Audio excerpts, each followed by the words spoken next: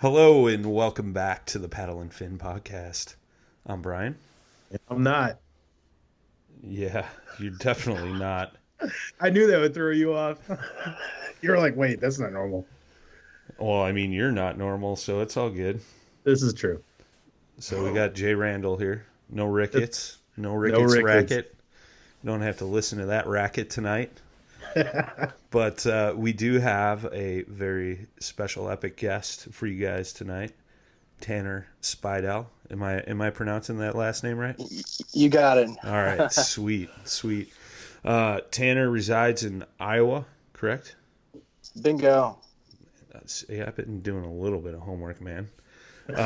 Tanner's a big pike fisherman, bass fisherman, adventurist, always doing something different. Just a super cool cat, and we wanted to have him jump on here tonight and have a little conversation with us. Obviously, mentioning pike fishing, obviously Jay's got a little bro crush on Tanner, so you're going to see that come out tonight. But I'm flattered. yeah, well, I don't know how flattered you should be about that, my man. I mean, this is Jay Randall we're talking about. But yeah, man. So we wanted to kind of dig into you and your story, what you've been up to, and things like that, man. So we'll start out with the age-old question, how you got into fishing and kayak fishing in general. Well, I've been fishing since I was like 4 years old, and fishing is really big in my family. But I get into kayak fishing about 10 years ago now, and that's really all I've been doing since. And I live in a really good area. I live right on the Cedar River, and the Cedar River is really good for bass, walleye, pike, and catfish. But, for the past 5 or 6 years, all I've really cared about is Northern Pike. They're just a super fun fish to target. But in the past 6 months, I took on fly fishing, and just having the backing and knowing where the pike were regularly kind of helped me get into some big Northern Pike, learning the fly rod. So I got kind of blessed a little bit. Nice. Yep, but I fish for a little bit of everything, but it's just pretty much toothy fish are all I really focus on. The good old toothy critters. This You is bet. why you and Jay have so much in common. Trying to get that guy go catch a bass is pretty hard to do, but understandable. I mean, there's something to be said about Northern Pike fishing. I think it's a species that kind of gets overlooked by a lot of bass fishermen, but yeah, I think definitely what you're doing is a little different. I've been friends with you for a little bit on Facebook, and I see all the stuff you're posting and things like that. But yeah, pike on a fly rod. I mean, let's jump into that a little bit. I mean, that's super interesting. That's not a common way to target them. I mean, what kind of spiked that interest in pike Well, fishing? I've always wanted to get into fly fishing. That's just like the next step of fishing. All you really care about is, does your presentation appeal to the fish?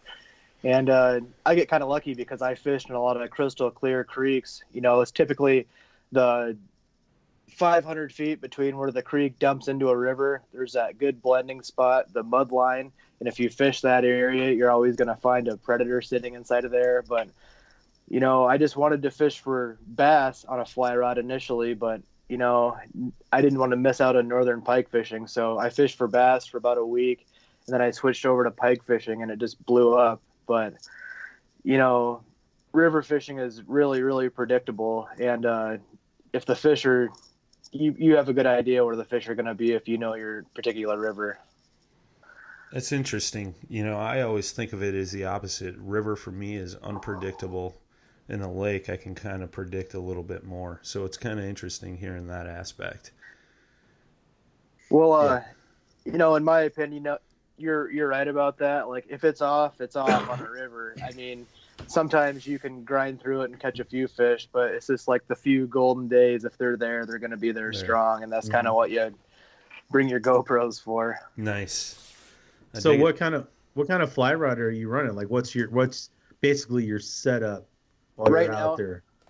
right now I've got a St. Croix Legend uh, it's a Legend Elite fly rod, just an 8 weight, and that's amazing. And I also have a Mojo Bass fly rod, and they're both 8 weights. I want to step up to a 10 and a 12, but I just haven't wanted to drop that money in gear yet. Mhm. But the 8 weights worked well for me. I was pretty much throwing as big a flies as I could with that rod. Nice. Are you tying your own flies?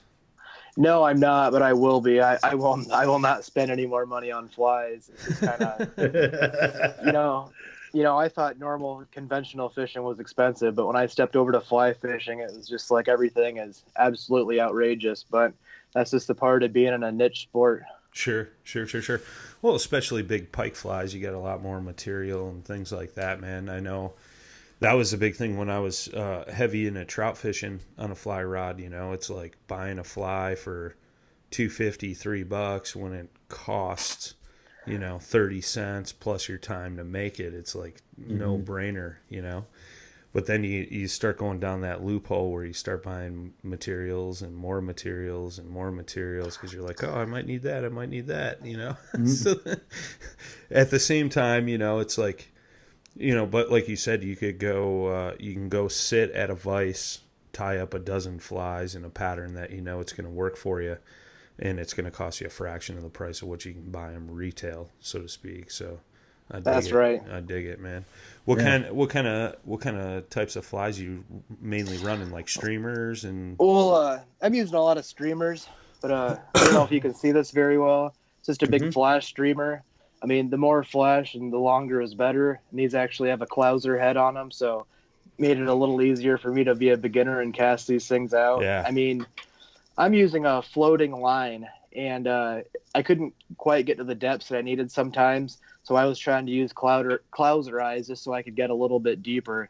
And I actually was on a river trip. I was using little lead sinkers to help get me down a little bit because that water was really dirty that weekend. But I'm not new to all the fly fishing, all the different fly names and everything, but I use a lot of game changers, and using some stuff like that really works. I lost. That's nice. Yeah. That's actually just the weightless eyes, but if it's big and flashy, it's gonna catch a pike. There's really like one of my favorite ones is this big devil right here, but I lost all the ones that had a tandem hook, so now I know what I need to tie when I finally get some materials. Are you using any of the predator flies? Like, what do you mean by predator flies? It's a particular fly. I wish I had one I could show it to you. I'm no master of all the flies either. I just know like some of the key pike ones that are prevalent up here that work pretty good, but it's pretty consistent with it's like a fly about that big. They're pretty bushy. They got some like big eyes on them. Yeah, but I'm sorry, I'm pretty ignorant. I'm pretty ignorant towards all this stuff still, but if I see something that's big and flashy, I'm just gonna pick up a half a dozen of them and hope for the best. And I haven't really been disappointed yet. And actually, a few of the flies that I had been buying got discontinued, so it was just like that also forced me to want to make my own flies. And I just want to throw stuff that's unique. A lot of the stuff I see, it was like I don't understand why they made it like they did.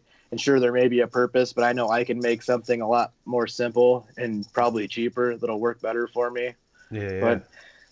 But my problem is here in Iowa is there's like barely anybody that fly fishes, and if they do, they're probably fishing for trout or panfish. Right. Me trying to find somebody to give me a little insight on what I need to do, it's hard to find. I only have one good friend, and he doesn't go pike fishing because if he gets poison ivy, he goes to the hospital. So he's not there in the main time of the season out chasing the pike where I am. Oh. But he sticks with the trout in the wintertime so he doesn't get poison ivy. Oh, jeez. Well, I know during the winter, like me and Brian, like I'll go up and ice fish with them. And then when we did this like last year, we would tie some flies because I actually needed the education on how to tie them too. Because I think I did some like way back in the day. It didn't stick with me because I didn't like fly fish consistently. But then like Brian showed me, it's super easy. It's so easy to tie flies. That's what's amazing about it is like, why don't more people do it that are getting into this? Because it's like it's so easy. It just I think it's the time maybe that needs to be vested. Yeah, there's a little bit of a learning curve there for sure. I mean, I'm for the most part self-taught in tying flies, but that was just hours of YouTube videos and tying. It's all a repetitiveness, right? Like tying the same patterns over and over, and every time you tie that, it gets a little bit better, a little bit better, a little bit cleaner, and that's a big thing, man. I mean, if I was gonna offer up any advice, it'd definitely just keep at it and just keep tying, man. I mean, and I will throw one name out there, which this gentleman mainly targets muskie in northern Wisconsin up by the Chippewa flowage, but his name is Brad Bowen. And he ties some pretty mean patterns, and there's some videos out there of like some of those patterns being tied. But a lot of those patterns can be carried over into the pike realm, right? Pike, muskie, somewhat similar. Obviously, his muskie flies are going to be a little bit bigger, but I've definitely downscaled some of his stuff to chase after some pike and things like that. So definitely dig into that, man. And I saw you shaking your head when I said Brad Bowen, and you were like, oh, yeah, I know. Yeah, I see Brad in a bunch of the muskie forums and stuff, and yeah, he does some unbelievable work. But I can't believe how big some of those flies are. I mean, like the ones I showed you, they're small compared to the muskie realm. But that's just I don't have a fly rod big enough to toss that kind of fluff yet. Yeah, I think the last I saw, he was tossing like an 11 or 12 weight saltwater rod or something like that. Because there isn't really anybody that's making like and this could be totally wrong, from the last time I actually looked into it, but a designated musky type fly rod, and I know that was like his struggle as he crossed over and went after some of those bigger salt fly rods that guys are using for tarpon and things like that. And figured it would work in the freshwater realm for the big skis. So kind of interesting how he's kind of developed that whole thing of his end of chasing toothy critters. So oh yeah, certainly. I mean, musky fly fishing is just a small crowd of people. Yeah. It's just diehard anglers. So for a company to actually produce a musky line of fly rod, I mean, it'd have to have some serious interest. I mean, I'm looking at some St. Croix saltwater fly rods right now, and I know they'll be exactly what I need to do the trick. But it's cool to see all the custom rods that these guys are making to chase, big muskie with a 10 to 12 weight. Yeah, heck yeah, man, heck yeah. Yeah, I know. I was kind of pushing the limits with my 8 weight. I was, I tied some crazy stuff. I think stuff that's not even supposed to be thrown on an 8 weight. And once in some of that material, man, once it collects water, it gets so heavy. Oh yeah. It just gets so hard. And then, man, to hear that thing whip by your ear a couple times, it's like, you're like, whoa. You're like, man, now I know why you got to wear, they tell you like, make sure you wear like, glasses and make sure it's not going by your ears. Cause man, I don't want to get a piercing like on the water. Oh, certainly. I went on a couple of float trips this summer, and I only took one fly rod with me, and it was extremely windy in my back. So casting, every cast, you'd hear that fly whizzing by you, and I got clipped once. But dude, conventional fishing. I mean, you can cast anywhere you want to. I mean, if you got stuff over your head, you got to worry about it. But fly fishing, you got to like, what's back there? What do you got to worry about snagging into? It just baffles me when I see a couple guys fly fishing on a boat or something. It's like those guys have to be coordinated, or somebody's gonna have a hook on them. Heck yeah, man. Yeah, you have to wear some eye protection. Well, I do anyway. I don't. Yeah. Oh, I do. Yeah. Shit, I'm like, man, I want to start wearing a helmet. Like just those couple times, dude, having that. I mean, it was windy, conditions again, and I was kind of pushing the limits of the actual rod itself, and. Yeah, just that noise just going by the ear. It's like, it's startling. You're like, and I know what kind of hooks are on there because I tied the damn thing. It's like, that's gonna hurt if that hits me. Oh, no doubt about it. That's Yeah, funny.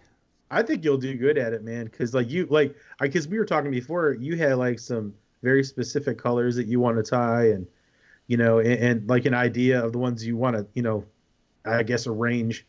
So I mean, that's half the battle right there is knowing what to throw. Oh, there's pretty much. I have two colors that just confidence colors. I use fire tiger patterns. They're Of just something course. with silver in it. Like makes no difference to me. Pike are really forgiving. I mean, they're not gonna come up there and stare at your lure like a muskie would. They're just gonna come. The best thing about pike is they'll come hit once to check out what it is. Hmm. You might miss them. You cast right back out there, and there it is again. Yeah. Like Yeah. pike are so forgiving that it's just amazing. And like I told Jay before, you miss one, oh, turn the GoPro on, Yeah. cast out there, then you get it. So it's just Yeah. pike are forgiving. But you know, I spent 2.5 months this fall trying to catch a giant muskie conventionally, and I literally had 50 follows in that 2.5 months, and I could just not get these muskie to commit to me. But next year, I think I'm gonna spend some time trying to fly fish for them and see if I can turn over a muskie in the fly rod, Heck which would yeah. just be a life goal completed. Heck yeah, man. Yeah, I mean, there's something to be said with, I used to talk about this a lot back in the day. There's something to be said when you catch a fish on a fly you tie yourself. Hmm. Like, yeah, you're going with this more like non-traditional or conventional style of fishing that's just, I don't know how to describe it, man, like in words, but it's something different and definitely unique. And I mean, I know I got fly rods that I've made myself. So basically, I'm catching a fish on a rod I made, on a fly I made, and the only thing I didn't make was the reel or the fly line. I mean, that's kind of unique, kind of cool, right? Like that's just something you don't hear about, dude. So, I mean, kudos to you, man. I mean, muskie, that's a bucket list, fish for me on a fly rod for sure. And that all stems back to, discovering Brad Bowen and what those guys are doing and stuff like that. And what totally boggled my mind is a couple weeks ago, I did a little thing with James Macbeth on here, and he actually won one of the muskie fly fishing tournaments down in Tennessee against Brad Bowen and some of those sticks. And, we were talking about that, and he's just like, yeah, I don't know. A buddy of mine gave me a fly rod, and I just went out, and everybody went that way. I went this way, and I knew that the fish were going to be there, and, I caught fish. So it was kind of cool. But James has talked to me about that before too, and I always just was looking up to him for being able to do that. But he's a good guy. Heck yeah, man. Heck yeah. Yeah, it was kind of funny. He's like, yeah, it really wasn't my thing, but, I got invited to go down, and it just worked out. Wasn't it for like the world championship muskie thing too? It was just had a big title. Yeah. And I think they only did it for like 2 years or something. Then I believe James was saying that I don't know, something fell through, or there was a falling out somewhere, or something along those lines. I don't know the specifics of it, but they haven't recently done it again. I think they did do one, or they do one up in the Hayward, Wisconsin area every year, but I don't think it's like the world championship. It's just a big musky fly fishing tournament or something. Yeah, but I saw that as well. I don't remember the title of that tournament, but another big caliber musky fly fishing tournament. Yeah. I could see Tanner taking the title. I mean, what do you say, man? Oh, you going after it or what? I need a lot of practice first, but dude, it's okay. It's okay to be a hack, dude. We can get it done. See, those guys are they're so fortunate up there because they have all those places that muskie have been forever. Yeah. Down here in Iowa, they're just stocked. They don't naturally reproduce here, and they are so pressured. But every time I go up to Wisconsin fishing those rivers, I end up seeing a couple of big muskie. Well, I'm fishing for smallmouth, and it's just kind of like an eye opener. Like, boy, I should be, chasing those muskie. But, I didn't even think that there were muskie in those places when I first started going up there. I mean, sure, you'd see the muskie on the wall of every bar up there, but you wouldn't think that, oh, that river right there is what's full of muskie. But I caught on to that one quick. Heck yeah, man. That's the evolution, man. It's exactly where you're going. Would you stop? After the pike, like move on up and start hitting. I mean, I want to too. I mean, you know what it was for me, I think too, is I just couldn't get away from the conventional stuff, and I ended up fishing for a lot of bass this year. So, like, I envied everything you posted this year because I was just like, oh, he's doing it. He's out there doing it. I'm like, oh. Well, thank you very much. I bought most of my fly stuff last winter, and I was just kind of like, after mushroom hunting season was over, that was my plan to get into fly fishing in general. And it took me a little bit longer, but as soon as I got into it, it was just head over heels. I mean, I sold 8 rods and a bunch of fishing gear just to like keep getting funds to blow on flies and everything. But, it's hard. Just fly fishing is so expensive, like we talked about, that it's like, oh goodness, I'm going to get a new reel, and the bare bones one's like $150. And if you want to get something semi decent, it's $300-$400, and boy, I'm not used to having to dish out that kind of dime for reels. Yeah, sure. Just a reel without very many mechanisms too. So it just kind of baffles me. But all the stuff is typically made in the United States and really nice. So you get what you pay for. Right on, man. So when you're out fly fishing for pike and stuff, are you mainly wading or are you floating in your kayak? Well, I use my kayak just to get to spots where I can walk to a lot, but I fly fish off my kayak a lot. And that took me a little bit to figure out. I mean, I have a Jackson Kayak Mayfly, so it's already perfect for fly fishing. But with all my little knickknacks in the kayak, I had to pretty much figure out how to eliminate everything so I didn't have my fly line getting caught in anything. Because fly fishing, you have to think about so much more. Like, where's my line going? And I potentially should have had a stripping basket or something, but I just didn't know any better at first. But I'd kayak to a spot, wade, then kayak to another spot, and kind of fish in between. But it's pretty much half and half with that. Okay. It was definitely easier to learn fly fishing on the ground before taking it to kayak fishing. But, I'm usually standing in my kayak anyway, so it wasn't too hard to figure it out. Very cool. Very cool, man. So you said just mainly using the Mayfly when you're out paddling? Yeah, that's all I've used for this season, and I absolutely love it. I don't know if I'm going to buy another kayak next year just because this kayak works for me. Yeah. It's a little heavy. I always wish my kayaks were heavy, every single one I've had, but it's just every day loading it up and taking it down a trail. It just takes a toll, but, it's worth it. Just part of the game.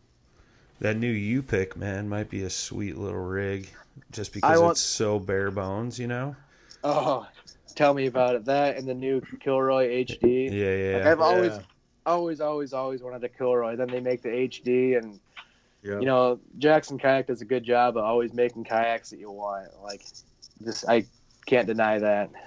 and you got to think too, man. That Kilroy HD, that whole front, no frills, open cockpit is, perfect and specific for fly fishing. Oh, certainly. It would work great. I just want to get on one and prove it. And here's the thing too that I found super interesting about your setup is that you're not running any leaders of any kind. While I'm using some of the tieable tough leaders, I've even tried throwing a little floral, like for more of a clear water presentation, but take us into that. Like, so here's me who's used, we both fish with the same fish. I have found that I have had more of my lures inside, with the teeth rubbing up on the line. Obviously, you can survive with braid and stuff like that, but how are you getting away with this is what I'm really trying to ask. Well, when I'm fly fishing, I use a leader. I either use like a 60-pound fluoro, or I've got some Rio makes this product. It's like steel bite or something of that nature, where I'll use like a 20 to 40-pound little stretch, and that stuff's amazing because you can knot it just like you would anything else. And when I conventional fish, I'm just power fishing all the time. I'm never really finesse fishing for pike. So typically they're just coming up and grabbing the back end. Yeah. And I can almost count the amount of times that I've ever used a steel leader while fishing for pike. I mean, they don't break me off. Plus, I'm using super line that's anywhere from 30 to 65 pounds typically, so it gives me a little bit more of an advantage of not breaking off. Okay, so I misunderstood you then about fly. I thought I was like, dude, how is he not using with the No. fly? Okay, one single day, I went fly fishing without a leader on. I was just going for big bass. Oh, probably one of the biggest pike of the season comes and breaks me off. The Yeah. one time I didn't put a leader on, so Okay. I learned my lesson with that one. But yeah, you misunderstood a little bit. But still, conventional fishing, I don't use a leader. Gotcha. Musky fishing's different. Like, I'm not taking that chance. But Yeah. Northern Pike, they never typically get me. See, yeah, I mean, I guess just after, over time, I've just gotten used to it, so I've even tying my own floral leaders these days. Very typical of like a steel leader with the swivel and the the ball bearing and everything.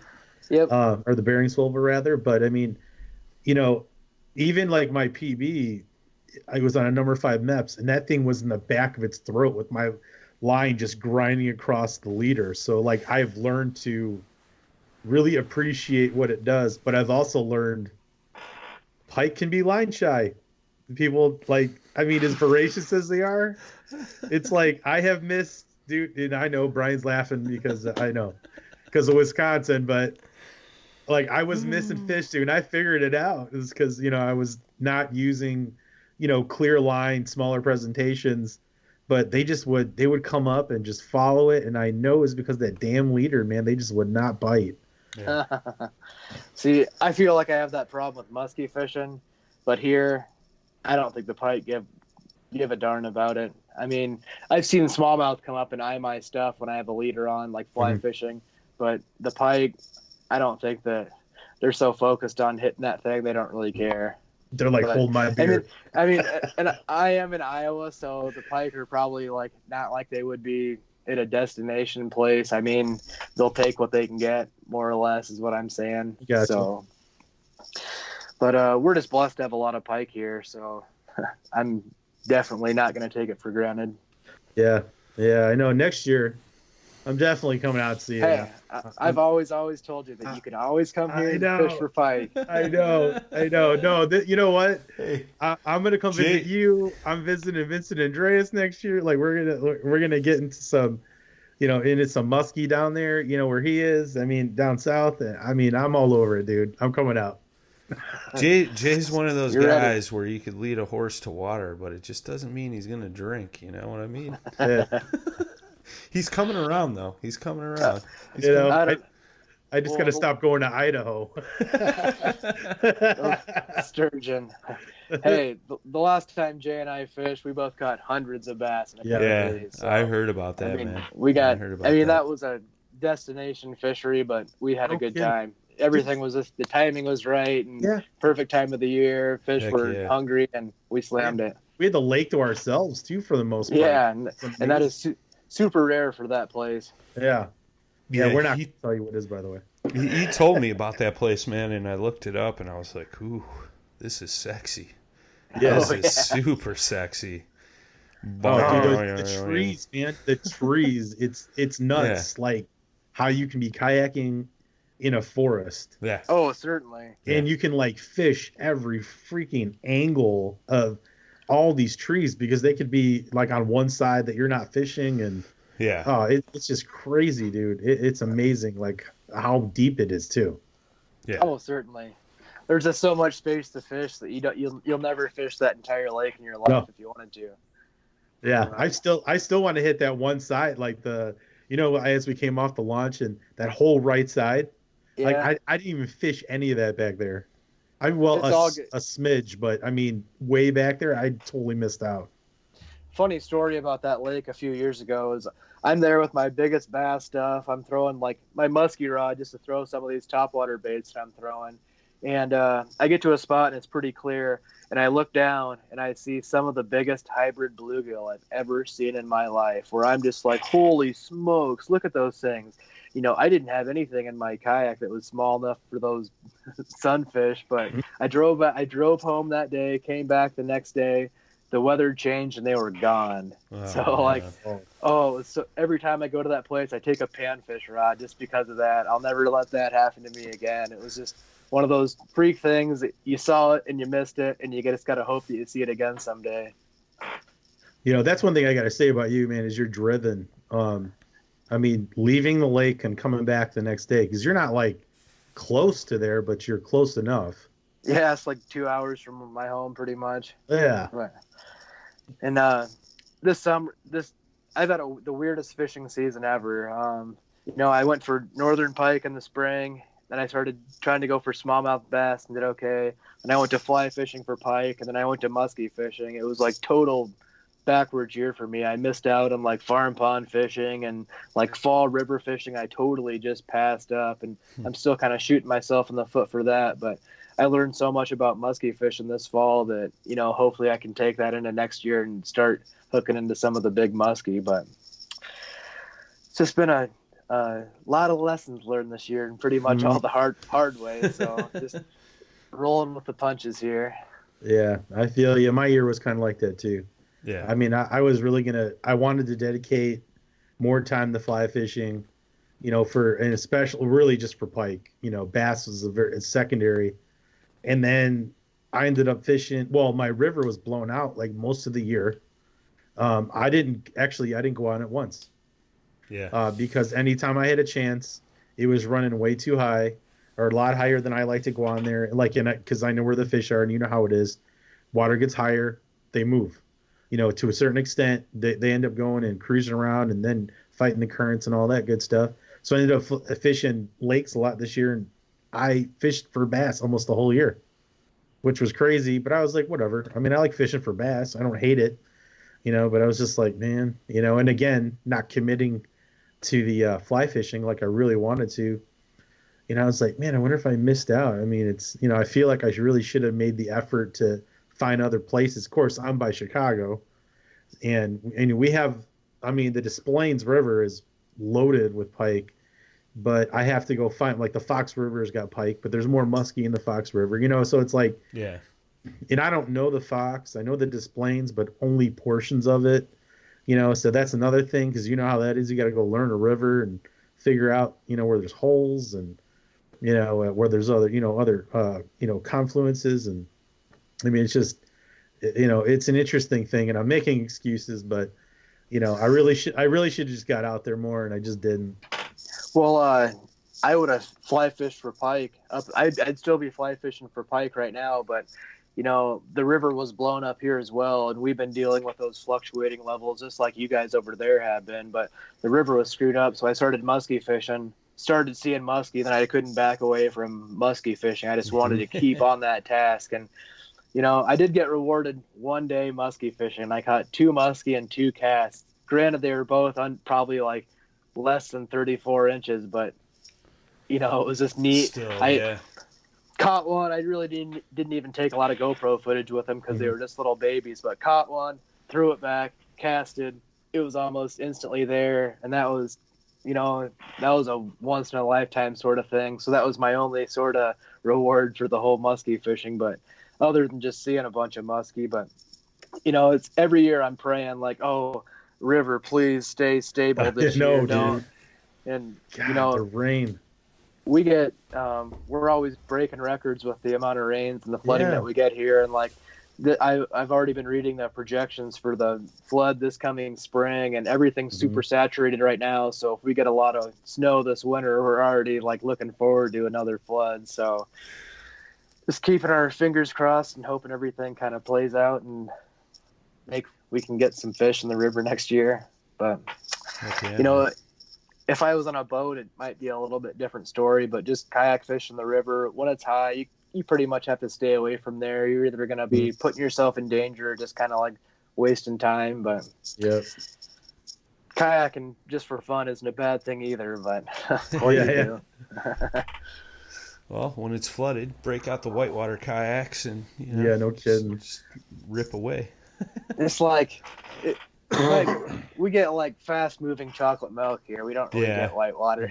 That's how it is here, man. That's how it is here, for sure. You could take out that Tupelo, man. Get all hardcore with it. I love that Tupelo. A kayak I know can you do. hold over your head and walk down to take it someplace. But you don't see anybody really fishing out of recreational kayak. I mean, you do see people fishing out of wreck boats, but they're not like taking it seriously, or they're just like people that are just starting. But I started in a wreck boat, and I'll still take a wreck boat out any day. Heck I mean, yeah. you're limited to what you can take, but still, I mean, you can cruise. Yep. And this week, I actually have to take my wreck boat out and mat brush over at a local lake with my new depth finder. So when I go to ice fish, I got everything already on my Nice. GPS. Yeah, little Nice. recon. Heck yeah. That's awesome. Well, speaking of which, man, I know you're a big ice fisherman. We're coming upon the season, man. So what do you usually target in when you're out ice fishing? First season, for like the first month, I'm just after largemouth bass, and I've already ice fished one day this year. We had 5 days where it got really cold, and we got 3 inches of super clear, fine ice. And I made it out there, and then the next few days it was warm, and it wiped out the ice. So I actually got out there, caught some small fish, but I just like targeting largemouth bass the first while, and I'm just staying at farm ponds and local lakes. I really don't go awful too far to fly or ice fish. That's crazy. You already got out. Oh my God. Oh, I was the only person in my neck of the woods that did. Well, at least you're not like the idiot out here who tried to drive on the ice. I don't know what goes through someone's head. I've driven on ice with snowmobiles and 4-wheelers, but I'll never take my truck out there. I'm sorry, but Yeah. Oh, you've never driven on ice? I'm in like the bottom section of the ice belt. I mean, sure, they get a little ice down in northern Missouri, but we're to the tail end of the ice belt. I'm not going to be taking my pickup out there. Yeah. Well, it's crazy, man. Like I tell people all the time about when I go up to Mille Lacs. A good friend of mine's got a one of those fancy ice shacks. It's like a camper trailer that lowers onto the ice, and we go out to 3 Mile Reef. It's a 3-mile ride offshore. Whereas, like, you get out of that thing, you can't see shore. It's crazy, dude. But there's like little towns and villages out in the middle of a freaking huge lake. It's crazy. It's like that movie Grumpy Old Men, Mm-hmm. where they got just like a little town set up out there. It's nuts. Isn't that the one with the bar that they erect like this bar out there? Isn't that on Mille Lacs? Yeah, they have the ice bar. I mean, they have. You're talking about that like ice igloo bar that they have. Yeah. It's like inflatable, but it's like a full-fledged bar inside with like it. They have tables, and I mean it's nuts. I've seen pictures of it, but they fish in there. You can drink and fish. Drink and fish. Yeah.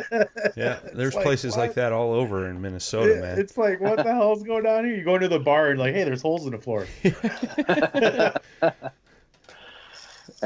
Sounds like a good time. Oh, dude. I remember I caught a huge pike up there 2 years ago. It was probably 36 inches through the ice, man. Just healthy, fat.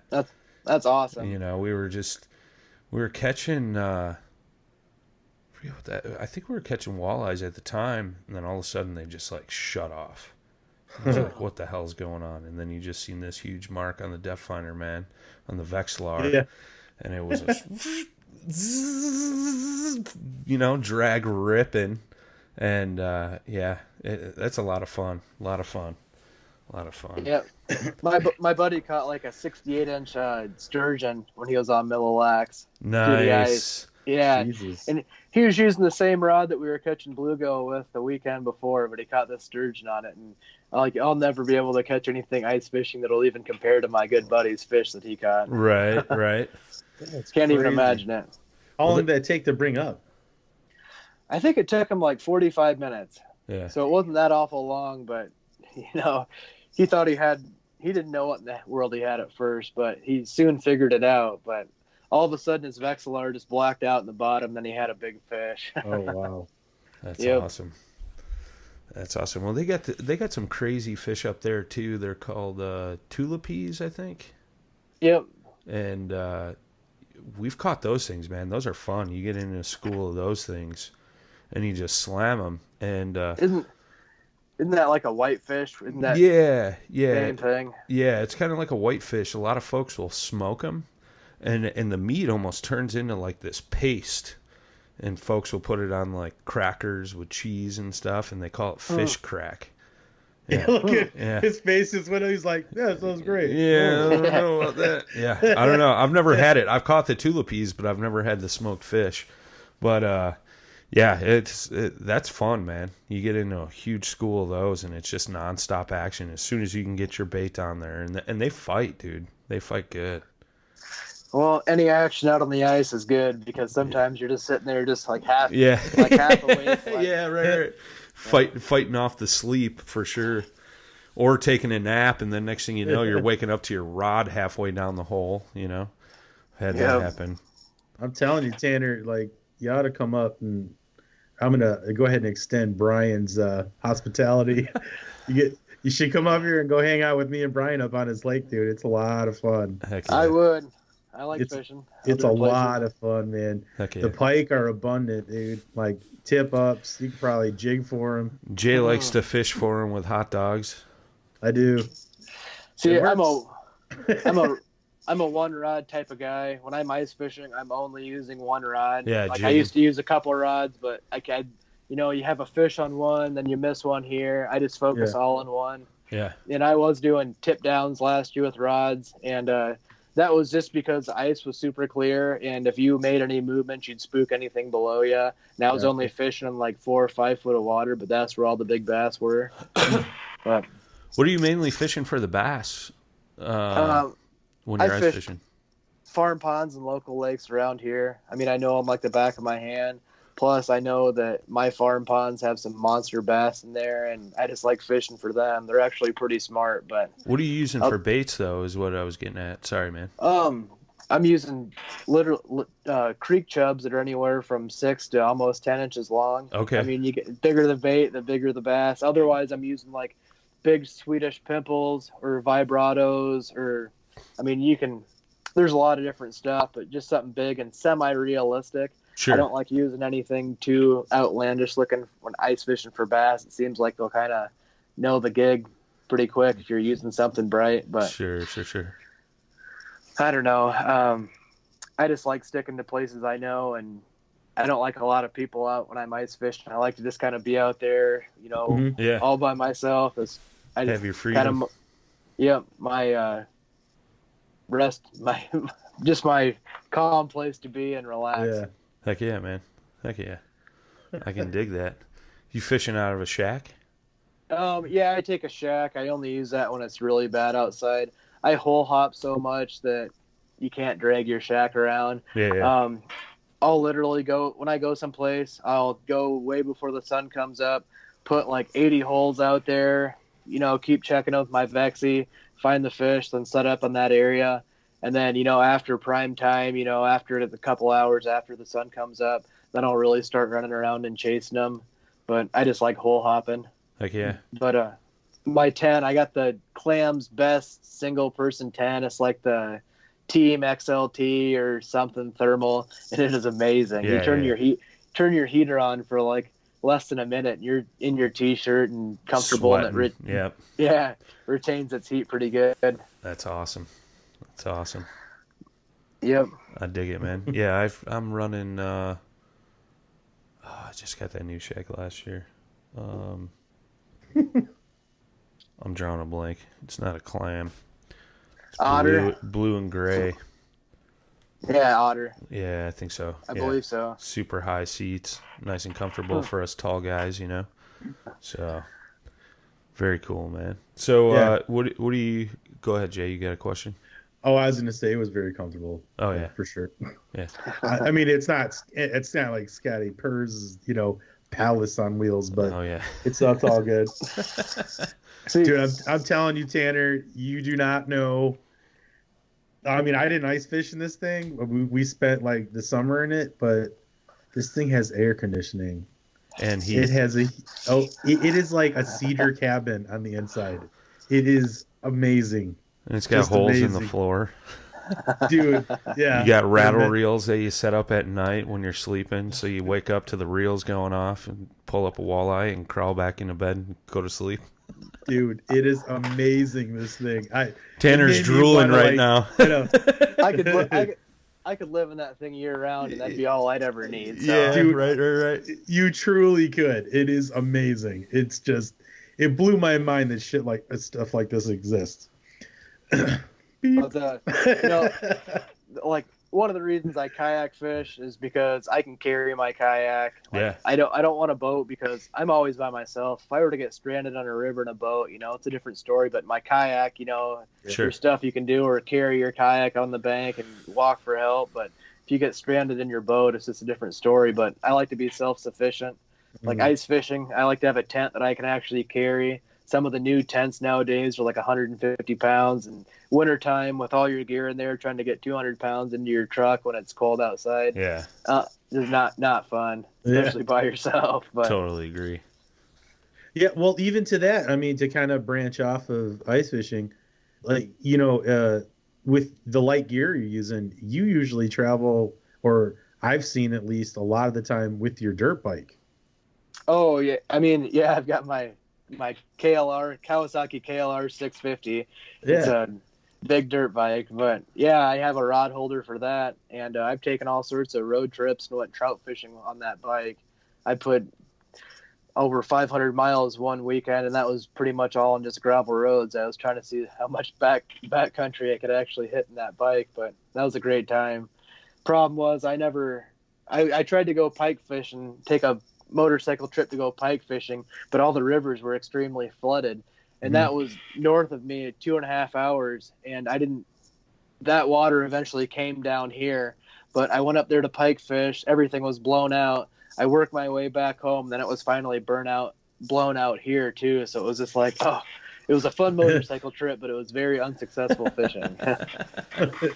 What do you do? It was still a good time. Yeah, heck yeah, man. Heck yeah. Anytime you can get out on a bike and just travel the backcountry, man, that alone's an adventure for sure. All my camping gear and my food's on my bike, so if I see a spot to stay, I'm staying there. That's awesome. That's camp. Heck yeah. Yeah, man, it's like I'm just not there. I'm like kind of there, but like it's got to be with the truck and some stuff. No, it's a unique way to travel, though. I thought it was kind of cool, just because how much it would probably offer versus like a car or a truck. Sure. The places you can get on a motorcycle, especially a dirt bike. Yeah. Yeah. Well, when you go on a fishing or camping trip, and you know exactly what you need when you're there. You're like, oh, I forgot this, and that, and I screwed up big time. Like motorcycling is like you get somewhere that's like, oh, I really wish I would have had that right now because I'm in trouble. Like you just got to think about the details a little bit more. And that's just like back to fly fishing, where you really have to think about, what's behind me, what's around me, what's the hatch right now. There's just so much more to think about. Heck yeah. Yeah, a lot more goes into that than you would think. It's like I work part-time for a kayak shop, but we do a lot of hiking and camping trips, and it's like if you're going to hike the AT, man, the Appalachian Trail, and you forget something, you're pretty much screwed, So it's kind of the same thing, man. You got to go through that checklist like 3 or 4 times. Otherwise, yeah, you could be in some pretty rough situations for sure. Yep, that'd be a little tricky. Yeah. But there's a lot of places I can stop on that trail. I've done some research on that too, and people always have a bunch of stuff cached somewhere on that trail where they find something. For sure. You got any funny stories in your travels out there? Anything unique worth sharing? Oh goodness, cool thing. We camped out on the last Friday, full moon on a Friday the 13th this year that we're gonna see in like 40 or 50 years, or it was something like that. And the fishing was just the pike fishing the next day was just amazing. So that was kind of cool. But I don't know, so much happened this year. I can't really think about anything funny that happened. No, I was all thinking you're gonna tell us like with the full moon, you're like, And then there were sounds in the woods, and we heard crackling. It's like, and he's like, yeah, and the pike fishing was great the next day. There's no bears around here, so I'm not. If I hear something busting through the woods, I'm not really thinking about it. And I love hearing all that creepy stuff out there. So, especially when you're by yourself, it was like, "Huh, what was that?" I don't know. I'll just yell back to it and see if it replies. But, but camping here, though, when I'm on the rivers, I'll literally just find a spot to camp on the side of the river, and that's my camp for the night. I don't know where I am or, who's around me, but there's nobody ever around usually. Like, you very, very seldom see anybody. So it's just you on the river, and that's, how I prefer to be. I mean, that's kind of one thing that keeps me in Iowa is just the lack of pressure on so many places. But you know what it is people take a lot of these places for granted. Like, oh, go pike fishing in Iowa. I'll go to Canada. And it's just like, okay, go to Canada. I'm going to have fun right here. Yeah. Like, I'm fine with that. And, it's just anywhere you go, people take stuff for granted. And it's just like, go enjoy it because a lot of people don't. Oh, yeah. I actually met somebody once that was like huffing at the prospect of, again, fishing for like pike or muskie, big fish, Canadian, fishermen, American though, and then scoffing freshwater in the States. And I'm like, what are you talking about? There's tons of great fishing. He's like, yeah, I just don't really see, wasting the time. Like, you're nuts, dude. He's like, this guy only fishes freshwater in Canada, but never in the States. Yeah, I'm like, what's wrong with you? Just taking it for granted. I mean, okay, thank you. You left a bunch of free places to fish for the rest of the people here. But what do you do? People just think that that's like the best place to fish, and certainly there's good fishing there, but there's a lot here too. It's just, you gotta go seek out for it. Yep. Yeah, it's there's a lot of folks in this area. They're always going up to Canada to catch walleyes, and they'll come back and it's like, how big of fish you catch? Oh, like a 26, 25 and a half. I'm like, dude, I catch 26 like all day long on Green Bay. Like, why the hell would you like travel hours and thousands of dollars to go catch short walleyes for a week when you could have traveled 3.5 hours to like just bang huge walleyes for a fraction of the cost, I don't get it, man. I know. I don't get it either. Walleye fishing is booming here in our local river systems, and we have some incredible stocking programs, but it's not uncommon for a lot of people to catch 10-pounders. And I broke 10 pounds like half a dozen times now. My biggest walleye was 30.5 inches, just over 12 pounds. So it was within like 1.5 pounds of the state record. That's and awesome. Our state record is held by a woman named Gloria Urati, and she's had that record for like getting close to 30, 40 years now, but so many people came close to it. We just haven't broken it, but that's cool. Oh, we got to go to Canada. Okay. I'm going to fish for walleye in the backyard here. Have fun. Whatever. But let's remember too, like from, some of us can't even get to Canada. It's too expensive. Yeah. Right. Us Po folk. Oh, I'm just in the process of renewing my passport, and, I plan to go up to Canada. I mean, not soon or anything, but if I go up there, it's just going to be for Northern Pike or muskie. Yeah. But somewhere worthwhile. I don't want to see people if I go. I know that. Yeah. I know I'll see black flies and mosquitoes probably, but I don't want to see people. You know what they always tell me every time I talk to somebody, they're like, boundary waters. You ever go to the boundary waters? It's like, I know it sounds like it's a pretty amazing place, especially for a kayaker. Oh, and I've been up there a handful of times, but it's always like out of season. And it was when I was younger and I wasn't quite as knowledgeable with what I was doing fishing wise, but I'd talk to the locals and everybody'd be like, oh, they're out way down deep and everything. And I'd fish and fish and fish my heart out and would never even see a fish, but it was beautiful. I just wasn't there in the right time frame. Heck yeah. Pretty fun stuff up there in the North Woods. Yeah, it's different up there, man. Well, and even in that, you can go, I think when you're going pretty much all the way till the road ends and you can't go any farther, that's where you start to find some unpressured trophy fisheries up there. Not only for pike and muskie, but lake trout, trout in general, smallmouth bass. I mean, things like that. I mean, it can be pretty spectacular. But, you're talking driving another 10, 12, 14 hours after you cross the border, So. Yeah, but I've never been into Canada. I've hiked some trails that got me really close to Canada, but I've never been there before. But I was on I went to Gunflint Trail up there in northern, and it was pretty desolate, and I loved it. I could move up there in a heartbeat, but winters would probably get a little boring. Yeah.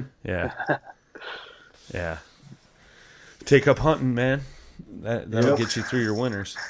I'm the type of person that I have so many hobbies as it is. I sold a lot of my hunting stuff just to get fishing stuff. And I still got my all my bang sticks, all the very many of them, but I just kind of got out of hunting. Yeah. Just too many irons in the fire. Yeah. I feel you. Well, very cool, man. Well, I think we're winding down here, man. You got anything else there, Jay? No, man, I'm good. I would actually say closing out. Like, what do you? Oh, see, you had pulls out the fly box. Flying all over. The flies are flying all over. Hey, man, this is like a family-friendly show, dude. Put the fly porn away. I mean, jeez, dude, I have flies, but not nearly that many. I found this website and they were cheap, and I just stocked up. I'm the type that I don't go to the city much, so I have to stock up on anything I find. Yeah. This was on the internet, and yep. Some people buy fancy houses and cars, and I just buy a lot of fishing stuff. So whatever you like, I guess, whatever keeps you happy. And fishing stuff, it comforts me. I know that for sure. I dig it. Heck yeah, man. Heck yeah. Well, very cool, man. Well, you want to give a shout out to any of your sponsors and just where guys and gals could follow you on social media, stuff like that? Yeah, certainly. I like to thank Jackson Kayak, Bending Branches, Ram Mounts, St. Croix Fishing Rods, and Crawdaddy Outdoors. They all help me out so much, and I probably wouldn't have been able to do a lot of things if I didn't have them on my back, and they helped me out a lot. But thank you guys for having me on your show. I never did anything like this, so I really didn't know what to expect. Sorry if I wasn't what you wanted me to be. No. It was good stuff, man. Thanks for having me.